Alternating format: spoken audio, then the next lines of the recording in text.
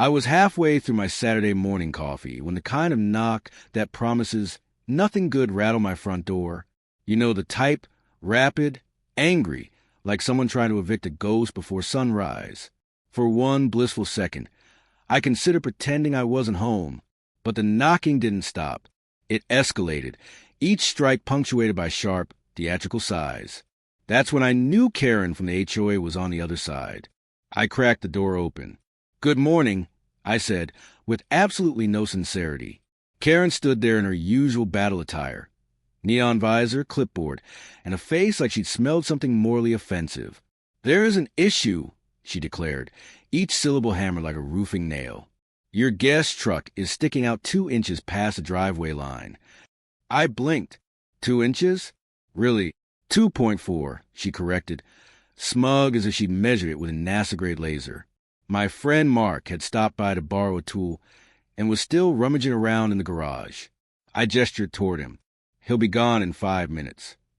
Karen crossed her arms. "The HOA handbook clearly states." I held up a hand. "Karen, I promise the neighborhood isn't going to crumble over this." She didn't laugh, didn't blink. She was like drywall with Wi-Fi access. Before I could retreat back into my caffeine sanctuary, a sudden shout sliced through our standoff. "Help!" It came from across the street, Mrs. Ramirez's front yard. Her husband, Miguel, was collapsed on the grass, unmoving. Instinct took over. My mug hit the ground. My legs were already running before the ceramic even shattered. I dropped to my knees beside him, checking for a pulse. Weak. Fading. "Call 911. I yelled over my shoulder. Behind me came Karen's voice, not panicked, not urgent, scolding. "You can't do that here." I froze for half a second, my brain refusing to accept the words. "What?" I snapped, not looking back. "You're not allowed to perform medical procedures on common property without HOA approval." I stared at her, stunned, my hands already starting chest compressions. "Karen, are you insane?" She stepped closer, flustered and furious. "You need to stop immediately." But Miguel's breathing hitched shallow, fragile, and everything me screamed that stopping was an option. That's when things shifted from surreal to dangerous. His chest felt still beneath my hands, the kind of stillness that tightens your throat and sharpens your hearing. Every instinct told me to keep going, to ignore everything except the fragile rhythm I was struggling to bring back. But Karen behaved like she was a victim. "I'm warning you," she barked, pacing behind me like a furious mall cop. "You are violating Section 4B of the Community Safety." "Karen," I said, breathless between compressions, "I am literally keeping him alive." "That's not an excuse," she snapped. "This is unauthorized medical intervention on HOA-maintained landscaping." Landscaping. She was worried about landscaping. Mrs. Ramirez was sobbing beside me, clutching her husband's hand. "Please," she begged Karen. "Let him help." Karen didn't even look at her. "Ma'am, I need you to remain calm. Emotional outbursts will not help." I shot her a glare sharp enough to slice through her visor. "Did you call 911? I barked. She huffed. "I told you, I'm the HOA safety coordinator. Protocol states I must assess the liab." I didn't wait. "Mark," I shouted toward my driveway. He sprinted over instantly, phone already to his ear. "I'm calling," he said, breath ragged. "Paramedics on the way." "Thank God," I muttered, focusing again on compressions.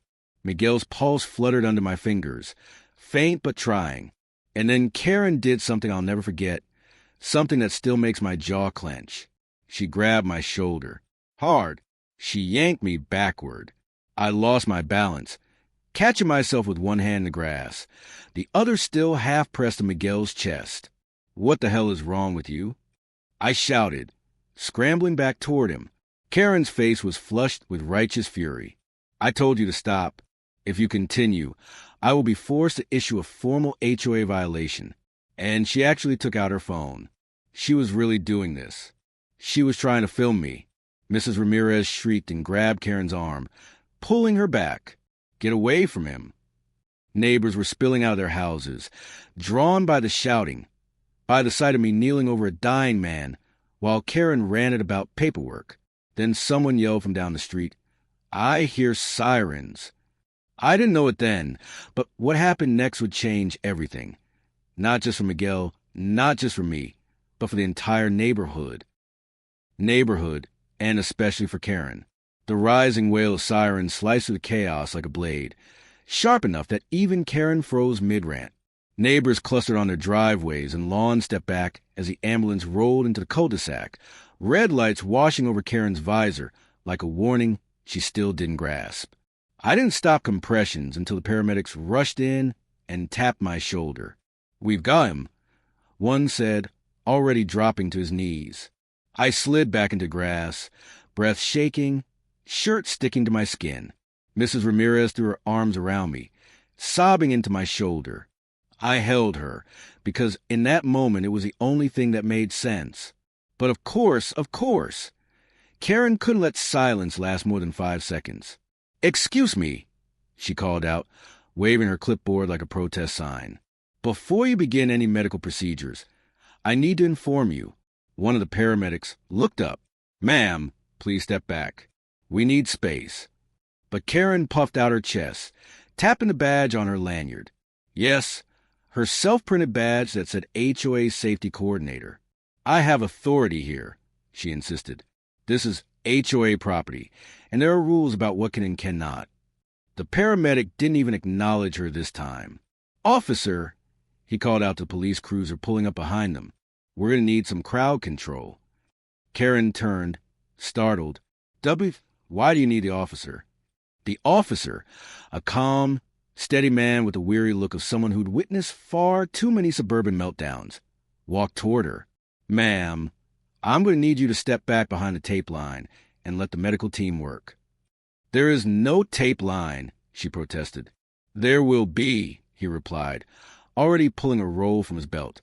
Karen bristled, indignant, voice rising. "This is outrageous. I am the ranking authority of this subdivision. You can't just..." Then the paramedic working over Miguel spoke, quietly, urgently. "Got a pulse. Weak, but there." Everyone went still. Even Karen froze for a single heartbeat. No pun intended. Everything hung in the air. The flashing lights, the smell of fresh-cut grass, the collective breath of dozens of neighbors watching a man teeter between life and death. Then the officer turned to me. "You the one who started CPR?" I nodded, still shaking. He placed a hand on my shoulder. "You may have saved his life." Behind him, Karen sputtered like an overheated engine. That's not."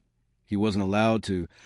But what she said next would ignite the entire neighborhood and seal her fate. Because the moment the officer praised me, something snapped inside Karen. You could almost hear it. The brittle crack of a cheap plastic hanger buckling under too much pressure.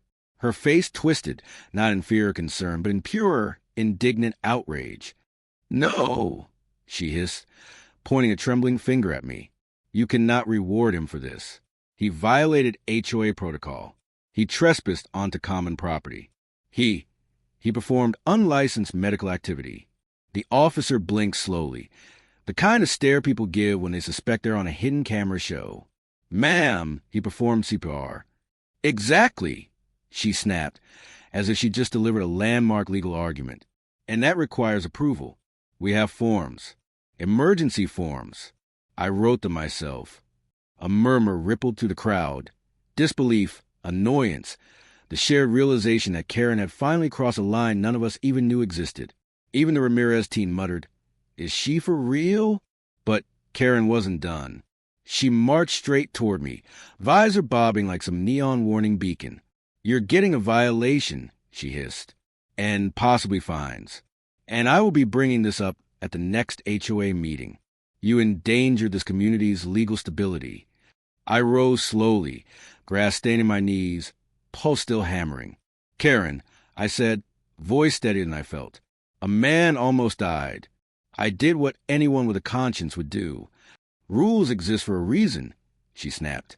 "Yeah," Mark said, stepping up beside me. "To keep order, not stop someone from saving a life." The officer slid between us, palms raised. "That's enough. Ma'am, I need you to calm down.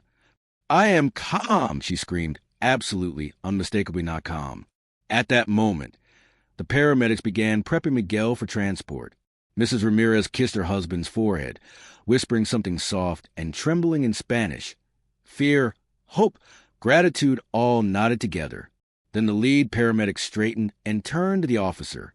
Before we head out, there's something you should know. The neighborhood leaned in. Even the breeze paused. The paramedic's gaze flicked briefly to Karen, then back. We have reason to believe someone physically interfered with life-saving procedures. Karen's face drained of color. And we'll need to document it, he added. A cold ripple swept through the crowd. Every head turned, slowly, inevitably, toward Karen. The air tightened around us, thick as storm clouds gathering their weight. Karen stood frozen. Clipboard hugged her chest like a flimsy shield of denial. The officer stepped forward, posture shifting, not aggressive, but unmistakably official. Ma'am, he said evenly, did you put your hands on this man while he was performing CPR? Karen blinked rapidly. I simply enforced the rules. He wasn't authorized to. That's not what I asked.